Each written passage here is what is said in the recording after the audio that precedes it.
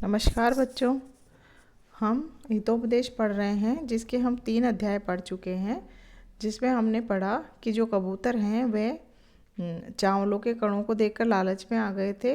उनके कबूतरों के राजा ने उन्हें रोकना चाहा और एक कहानी भी सुनाई लालची पथिक और बूढ़े व्याघ्र की। उसके बाद में अब क्या होता है देखिए। उसने कहा भी कि जैसे बूढ़ा व्याघ्र लालच में आके मारा गया, वैसे हमारे साथ ऐसा कुछ ना हो, क्योंकि इस निर्जन वन में इतने सारे चावलों का होना संशय की बात है। अब देखिए आगे क्या होता है। आगे कह रहे हैं, अतएव सर्वथा अविचारितम कर्म न कर्तव्यमिति। इसलिए पूर्णतया अविचार करके कोई कार्य नहीं करना चाहिए।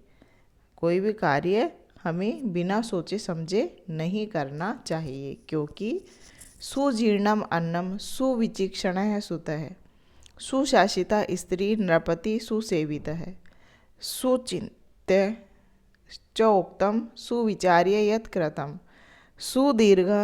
सुदीर्घ काले अपिन याति विक्रियायम कि सुजीर्णम अन्नम। वो कह रहे हैं कि अच्छी प्रकार से पका हुआ अन्न, पचा हुआ अन्न जो होता है अच्छी प्रकार से पका हुआ, और सुविचीक्षण है सुत है, अच्छी प्रकार से शिक्षित पुत्र, सुशासिता स्त्री, अच्छी प्रकार से वश में रहने वाली स्त्री, और सुसेवित है नृपति, अच्छी प्रकार से सेवित, पूर्ण रूप से सेवित प्रसन्न होने वाला राजा, सुचिंत्य च औक्तम, और अच्छी प्रकार से सोच समझकर कहा हुआ वाक्य, और सुविचार्य यत् कृतम, और अच्छी प्रकार से विचार करके किया हुआ कार्य। ये जो हैं हमने जो पढ़े 3 लाइनों में, वे सब सुदीर्घ काले अपि, बहुत समय बीत जाने पर भी, न याति विक्रियाएं, किसी प्रकार के विकार को उत्पन्न नहीं करते हैं, किसी प्रकार के विकार को प्राप्त नहीं करते हैं। कवि का कहने का तात्पर्य ये है कि अगर हम सोच विचार कर कोई कार्य करते हैं तो हमें पछताना नहीं पड़ता। उसके लिए उन्होंने बहुत सारे उदाहरण दिए। उन्होंने कहा है कि अच्छी प्रकार से पका हुआ अन्न, अगर हम कच्चा अन्न खाते हैं तो आपको पता है हम बीमार पड़ जाते हैं, पेट में दर्द हो जाता है। तो इसी प्रकार से अगर अच्छी तरह से पका हुआ अन्न खाते हैं तो वह विकार उत्पन्न नहीं करता। अच्छी प्रकार से पढ़ा हुआ सुशिक्षित पुत्र किसी प्रकार का दुख नहीं देता। सुशासित स्त्री यानी कि वश में रहने वाली स्त्री का मतलब यहाँ पर है कि सुगढ़ स्त्री, जो घर का कार्य में निपुण हो, जो अपने घर को अच्छे से चलाती हो वह। और सुसेवित नृपति यानी कि सेवा से प्रसन्न हुआ राजा, वह भी हानि नहीं पहुँचाता है।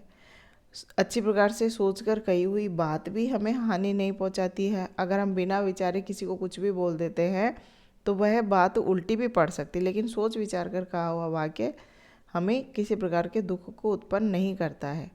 और अच्छी प्रकार से किया हुआ कार्य है। तो कबूतर का जो राजा है कबूतरों का, वह कबूतरों को अच्छे से समझा रहा है कि इस प्रकार से हमें भी बिना सोचे समझे कोई कार्य नहीं करना चाहिए, बिना सोचे समझे इन चावलों को खाने के लिए नीचे नहीं जाना चाहिए। एतद वचनम श्रुत्वा, यह वचन सुनकर, कश्चित कपोत है सदर्पमाह, कोई कबूतर घमंड के साथ बोला।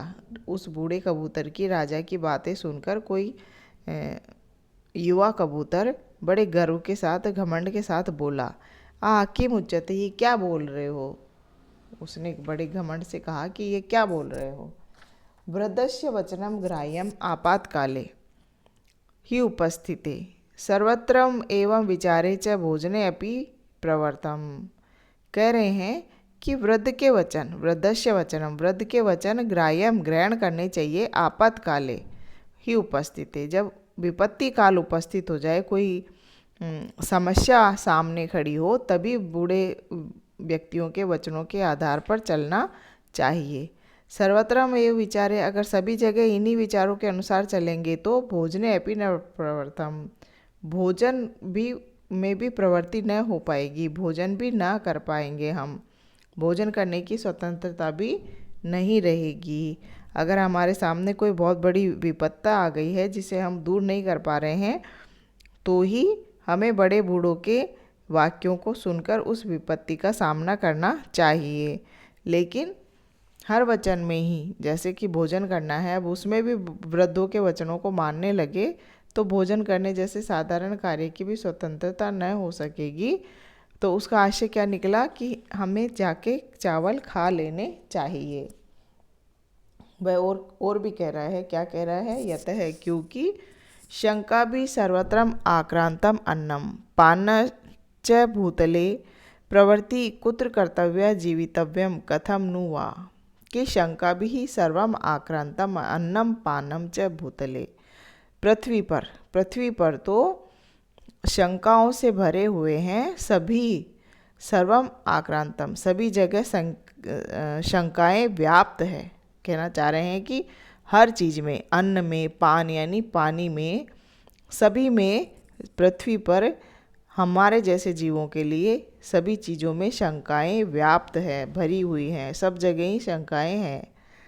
प्रवृत्ति कुत्र कर्तव्य जीवितव्यम, तो फिर हमें जीवित रहने के लिए क्या करना चाहिए और कैसे करना चाहिए। कथम नुआ, अगर पृथ्वी के बारे में सोचे तो हमारे जैसे प्राणियों के लिए तो सभी जगह इसी प्रकार की आशंकाएं भरी हुई हैं। तो अब हमें जीवित रहने के लिए भी फिर हमें क्या करें और कैसे करें, ये वह कबूतर कह रहा है कि जीवन धारण करने के लिए कुछ तो करना ही पड़ेगा। तो फिर हम कहाँ क्या करना चाहिए और कैसे करना चाहिए, ये सोचते ही रह जाएंगे।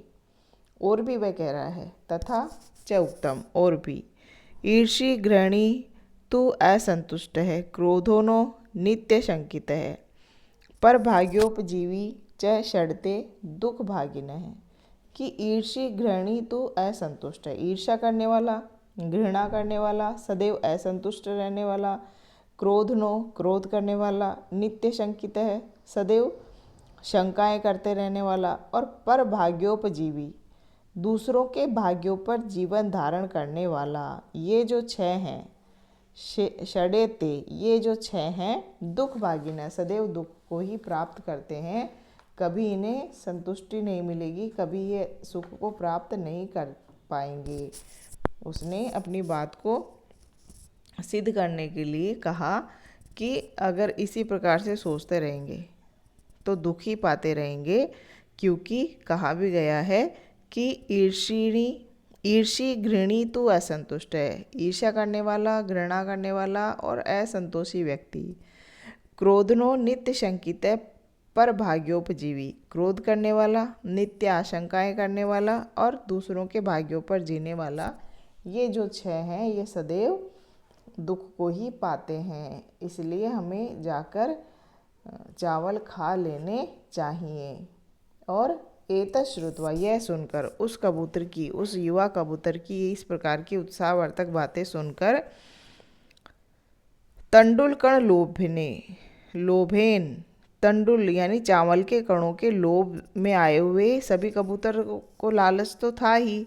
बूढ़ा वृद्ध कबूतर बोल रहा था, इसलिए थोड़ा चुप थे, पर किसी एक युवा कबूतर के इस प्रकार के वचन बोलने के कारण उन चावलों के लोभ वाले वे सभी कबूतर नभोमंडल अवतीर्य, नभमंडल से उतरकर, सर्वे कपोता, सारे कबूतर तत्र उपविष्टा, उस पर बैठ गए, वहाँ बैठ गए जहाँ जाल बिछा हुआ था। यतः क्योंकि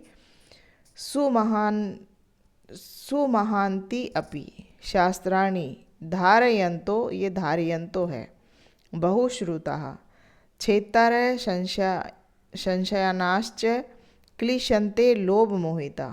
सुमहंता अपि यानी कि अत्यधिक महान, शास्त्राणि धारयन्तो, शास्त्रों को धारण करने वाले, अत्यधिक महान, बहुश्रुता यानी कि बहुत बड़े पंडित भी, जो कि क्षेत्तारय संशयानाच, जो कि स्वयं संशयों का छेदन करने वाले, संशयों को काटने वाले हैं, संशयों को दूर करने वाले हैं, ऐसे बहुश्रुता बहुत बड़े बड़े विद्वान व्यक्ति भी क्लिशन्ते लोभ मोहिता, लोभ से मोहित होकर, लोभ में पड़कर या लोभ से मूर्खता को प्राप्त कर कर क्लेशंता, क्लेश को प्राप्त कर जाते हैं, दुख को प्राप्त हो जाते हैं।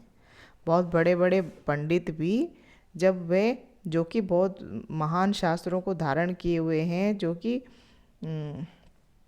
दूसरों के संशयों को दूर करने वाले हैं, वे भी लोभ में आ जाते हैं जब, तो वे दुख को प्राप्त करते हैं। उसके लिए वे आगे क्या बोलेंगे देखना, उदाहरण देंगे एक श्लोक के बाद में। बोल रहे हैं अन्यश्च, और भी कह रहे हैं कि लोभात क्रोधः प्रभवति, लोभात कामः प्रजायते, लोभात मोहांच नाशश्च लोभः पापस्य कारणम। कि लोभ से क्रोध प्रभवती उत्पन्न होता है, लोभात क्रोध है, लोभ से क्रोध उत्पन्न होता है।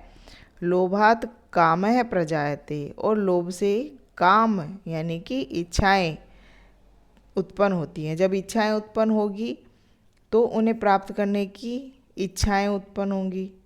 उन्हें प्राप्त करने के लिए मनुष्य कुछ भी करेगा, क्रोध भी करेगा। लोभात मोहश्च नाशश्च, लोभ से मोह यानी मूर्खता और नाश भी प्राप्त होता है। लोभ है पापस्य कारणम, और लोभ जो है, लालच जो है, वह पाप का कारण होता है। इसके उदाहरण स्वरूप कवि कहते हैं कि जैसे अन्यश्च, देखो असंभवम हेम मृगस्य जन्म है, तथापि रामो लुलुभे मृगाय, प्रायः समापन्न विपत्ति काले धियो अपि पुंसाम मलिना भवन्ति। कि असंभव है, किसी प्रकार भी संभव नहीं है, हेम मृगस्य जन्म है, हेम मृग यानी सोने के मृग का जन्म है। सोने का मृग, सोने का जो हिरण है, मृग यानी हिरण, सोने का हिरण का उत्पन्न होना असंभव है। सोने का मृग होना, उसका जन्म होना असंभव है, कभी सोने का मृग होता ही नहीं है। किंतु तथापि फिर भी रामो लुलुभे मृगाय, राम जो है, भगवान राम उस मृग के लोभ में आ गए। सोने का मृग नहीं होता है, ये राम भी अच्छे से जानते हैं, सीता भी अच्छे से जानती है, लक्ष्मण भी अच्छे से जानते हैं। किंतु उन्होंने, आपने सुनी होगी बच्चों ये कहानी कि राम जो है, सीता ने सोने का मृग देखा और राम से कहा कि मुझे ये मृग ला कर दीजिए, और राम वह मृग लेने चले गए और पीछे से रावण आकर सीता को उठा ले गया। तो ये कहानी तो प्रसिद्ध है, आप लोगों ने भी सुनी होगी। तब उसी का उदाहरण यहाँ दे रहे हैं ये कवि विश्वनाथ की विष्णु शर्मा, कवि विष्णु शर्मा ने यही उदाहरण दिया है कि सोने के मृग होने का, सोने का हिरण होने का कोई मतलब ही नहीं है, संभव है यह बात। फिर भी राम जो है उस मृग के लोभ में आ गए। कैसे कि प्रायः समापन्न विपत्ति काले, प्रायः अच्छे अच्छे मनुष्यों के भी जब विपत्ति काल समीप आता है, बहुत बुद्धिमान लोगों के भी जब विपत्ति काल नज़दीक आता है, तो धियो अपि पुंसा मलिना भवन्ति, बुद्धि भी, उन पुरुषों की भी बुद्धि जो है वह मलिन हो जाती है। बुद्धिमान लोगों का जब विपत्ति काल समय आता है तो उन बुद्धिमान लोगों की भी बुद्धि, धियो यानी बुद्धि जो है वह मलिना भवन्ति, मलिन हो जाती है या क्षीण हो जाती है, या उस लालच के मोह में पड़कर नष्ट हो जाती है।